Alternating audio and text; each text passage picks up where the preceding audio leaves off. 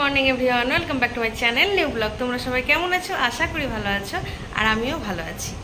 আজকে শনিবার আর এখন বাজে সকাল 7টা। আজকের ব্লগটা আমি এখান থেকে স্টার্ট করলাম। ছেলেও সকাল সকাল ঘুম থেকে উঠে গেছে, কারণ ওর টিউশন আছে 7:30 থেকে। এখন ও রেডি হচ্ছে টিউশন যাওয়ার জন্য।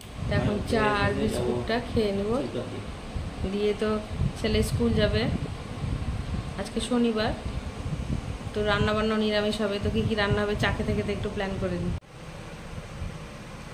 তো চা খাওয়া ডান, চা খাওয়া হয়ে গেল। এবার যাই ঘরটারগুলো আমি পরিষ্কার করবো, পিছনে চাদর টাদরগুলো সব পাল্টা পাল্টে নিই, তারপর আবার ঘরটারগুলো মুছতে হবে। তো এই যে লাঠি দিয়ে নিয়েছি, এবার ঘরটারগুলো পরিষ্কার হয়ে গেল। এবার ঘরটা এখন ঝাড় পোছ করে নিব। ডালপুরি দিয়ে এলাম দোকান থেকে, এখন খাবে, খেয়ে স্কুল যাবে। আজকে শনিবার তো, এই জন্য তাড়াতাড়ি চলে আসবে। এই জন্য বললো বাবা ডালপুরি নিয়ে এসো দোকান থেকে, এই জন্য ডালপুরি নিয়ে এলাম। আর তোমার দিদিভাই ঘর মুছছেন, ব্যস্ত ঘর মুছতেন, এই জন্য আমি দিয়ে দিলাম ছেলেকে। ঘর মুছছি তো তোমাদের দাদাভাই নিয়ে আসলো, দিয়ে ঢেলে দিচ্ছে ছেলেকে। হ্যাঁ, তো আমার স্নান হয়ে গেছে। এখন আমি মুখের মধ্যে একটু ক্রিম মাখলাম, সানস্ক্রিন ইউজ করলাম একটু। আমি গোপোষণাকে পুজোটা দিয়ে দেবো। সব কিছু কমপ্লিট হয়ে গেছে, স্নান টান। আজ ছেলে স্কুল চলে গেছে, তো পুজোটা এখন দিয়ে দিই তাড়াতাড়ি। এই গাছটায় কয়েকটা আমাদের ফুল ফুটেছিল, এই দেখো। এই ফুলগুলো আমি তুলে নিয়েছি, ফুল তুলসীর পাতা তুলে নিয়েছি, ওগুলো মেজে নিয়েছি। এবার ঠাকুর ঘরে যাব, পুজোটা দিয়ে নেব। ওই যে গোপোষণা এখন স্নান টান করবে। গোপোষণাকে পুজো দিয়ে দিলাম, আর প্রসাদটা আমি খাচ্ছি। তো আজকে গোপোষণাকে সেরকম কিছু প্রসাদ দিইনি, একটু আমি মিছরি দিয়েছিলাম গোপোষণাকে। কিছুই সেরকম নাই ঘরে প্রসাদ, তো আজকে মিছরি দিয়ে গোপোষণাকে প্রসাদ দিলাম। চলে এসেছি রান্নাঘরে রান্না করতে। আজকে তো নিরামিষ, সেই জন্য আজকে আমাদের মুগের ডাল হবে। মুগের ডালটা ভাবছি পটল দিয়ে বানাবো, খেতে ভালোবাসে তোমাদের দাদাভাই। তো প্রথমে ডালটা একটু হালকা করে ভেজে নিই। ডালটা ভালো করে ধুয়ে পরিষ্কার করে আবার সেদ্ধ হতে বসি। এখন আমি তেলের প্যাকেটগুলো ঢেলে নেব শিশিতে, একটা সাদা তেল, একটা লাল তেল। আমার ডালটা প্রায় সেদ্ধ হয়ে এসছে। এবার আমি ছোট ছোট করে কেটে রাখা পটল আর কাঁচা লঙ্কা দিয়ে দিলাম। পাশে একটু গরম জল বসিয়েছি, এই জলটা ডালের মধ্যে দিয়ে দেবো, মানে আর বেশ খানিকটা জল লাগবে। দিয়ে দিয়েছি ডালের মধ্যে লবণ, হলুদ আর গ্রেট করে একটু আদা। এবার জলটা হয়ে গেছে, জলটা দিয়ে দেবো। আরও বেশ কয়েকক্ষণ সময় নিয়ে একটু ডালটা ফুটিয়ে নেব, তারপর ফোড়ন দিয়ে দেবো জিরে, শুকনো লঙ্কা। আমরা সেদ্ধ বসেছি, আমরা চাটনি বানাবো। আলু পোস্ত তো করতেই হবে, কারণ ছেলে আলু পোস্ত ছাড়া ভাত খাবে না। আজকে শনিবার, তো আলু পোস্তটা বানাবো। আলু পোস্ত কষানো হয়ে গেছে, পোস্ত দিয়ে টমেটো, কাঁচা লঙ্কা বাটা সব কিছু দিয়ে কষানো হয়ে গেছে। এবার জলটা দিয়ে দেবো।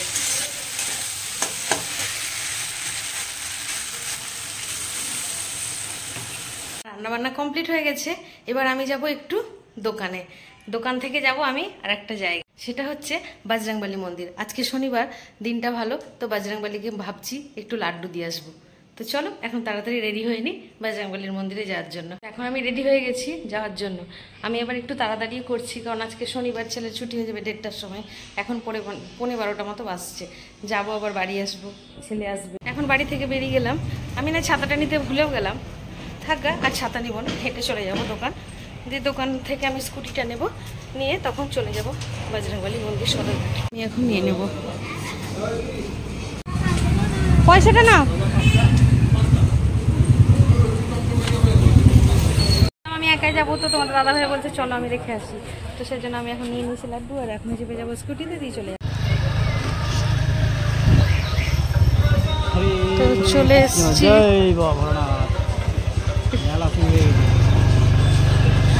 এখানে কত দোকান বসেছে, একদম আসা হয় না, খুব কম আসা হয় আমাদের রঘুনাথগঞ্জের সদরঘাটে। এই যে বজরংবলী মন্দির, এই যে বজরংবলী মন্দির। তোমরা সবাই দর্শন করো ঠাকুরকে।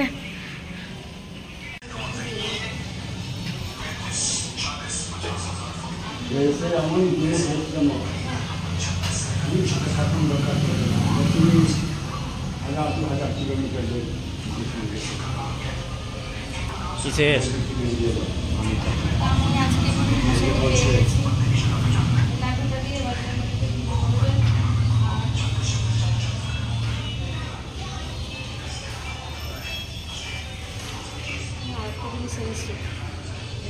এটা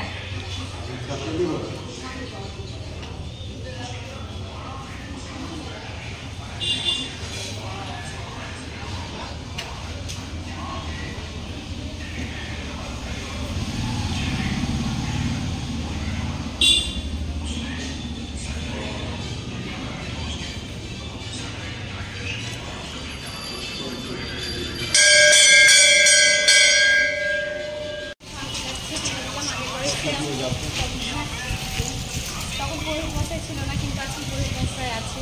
পুজোটা দিয়ে হলো ভালো। পুজো দেওয়া হয়ে গেল, দোকান খোলা আছে, আর বেশিক্ষণ দাঁড়ানো যাবে না, এখন বেরিয়ে যাব। আর অন্যান্য সব ভক্তরাও যাচ্ছে বজরংবলী মন্দিরে পুজো দিতে, বজরংবলীকে দর্শন। মাত্র বাড়ি এলাম, খুব গরম লেগেছে, রোদ ছিল, ছাতা নিয়ে যায়নি। তো এখন খেতে বসে গেছি। তো খাওয়া দাওয়া কী করছি তোমাদেরকে দেখাতে পেরে দিয়েছি, তোমাদের দাদাভাইকে দিয়েছি, এখানে ছেলেকে দিয়েছি। আমার ছেলে শুধু আলু পোস্ত ভাত খাবে, ও কিছুই খাবে না। এনে ধর তোর আলু পোস্ত। আর ওই যে ওর ছেলেকে ডিমও ভেজে দিয়েছে, একটা ডিম খাবে। যা তুই টেবিলে চলে যা। আর এগুলো আমাদের রান্না হয়েছে, পটল দিয়ে মুগের ডাল, আলু পোস্ত, আমড়ার চাটনি, আর এই ভাজাভুজিগুলো মা বানিয়েছে।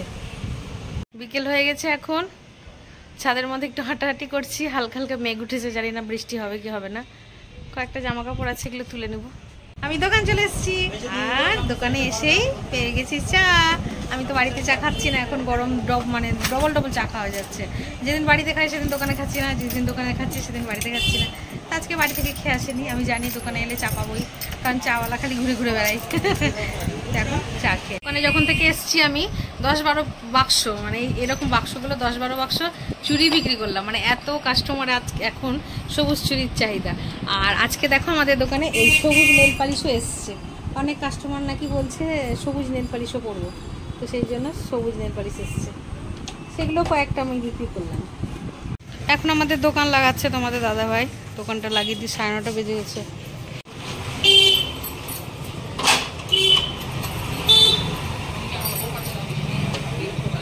দোকান থেকে এসে ফ্রেশ হয়ে গেছি, এবার খাওয়া দাওয়া করবো। তো আজকে যেহেতু শনিবার ছিল, তো সমস্ত ভাত আজকে খায়নি সবাই, এক মুঠ ভাত রয়ে গেছে। ওই ভাতটা এখন মুড়ি দিয়ে, আলু পোস্তও আছে, ডাল আছে, সব কিছুই আছে, ওটাই খাওয়া দাওয়া করে নেবো রাত্রে। খাওয়া দাওয়া করে নিয়েছি, তো যাই হোক এবার ঘুমানোর পালা। আজকের ব্লগটা এতটা অবধি রাখছি। আজকের ব্লগটা যদি তোমাদের ভালো লেগে থাকে তবে like, comment, share and subscribe করতে ভুলো না। সবাই ভালো থেকো, সুস্থ থেকো, দেখা হচ্ছে নেক্সট ব্লগে। Good night.